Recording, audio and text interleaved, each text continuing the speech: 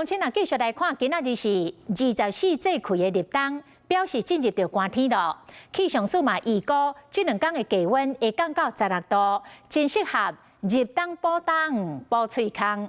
这个中华羊肉炉甲面线糊，一透早就袂少人咧排队。啊，若婚礼的姜母鸭，人嘛袂少。啊，希望乡亲大家食冬补冬，买当补一个好年冬。 烧火火的汤，沁白烟，香味十足，互人看甲嘴烂插插的。中华著名的羊肉炉，一早就真侪人伫咧排队，因为今仔日就是立冬。就头先讲要立冬要补一下啊。要补一下吼。哦，你今日买偌济？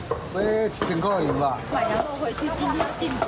哦，是哦，是每年都来这边买吗？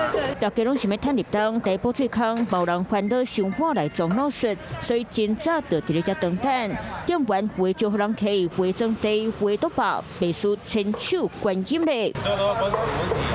问题的。 卖完了就没了。那羊肉炉同款伫咧中华小小的面线糊，生理嘛做甲真家样。现在拢即侪人烧的，嘿，当时应该是大家拢暗时啊想要食饱。头家讲下班下课人会更较侪，亲像伫咧婚礼卖姜母鸭，因为先吹过才个煮，口感真特别。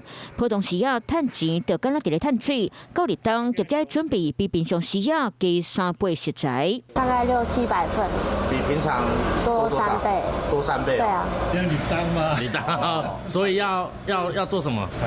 补一个。 袂少人客新闻真久，店门一个抛开，就赶紧撞来买。气象署预估这2天透早气温会降到16度，不过8个礼拜天气会较烧热，气温预估28到30度，温差真大。Hello， 我是林明瑞。想要抢先掌握最及时的新闻资讯吗？赶快订阅、按赞、开启小铃铛，锁定我们华视新闻的 YouTube 频道。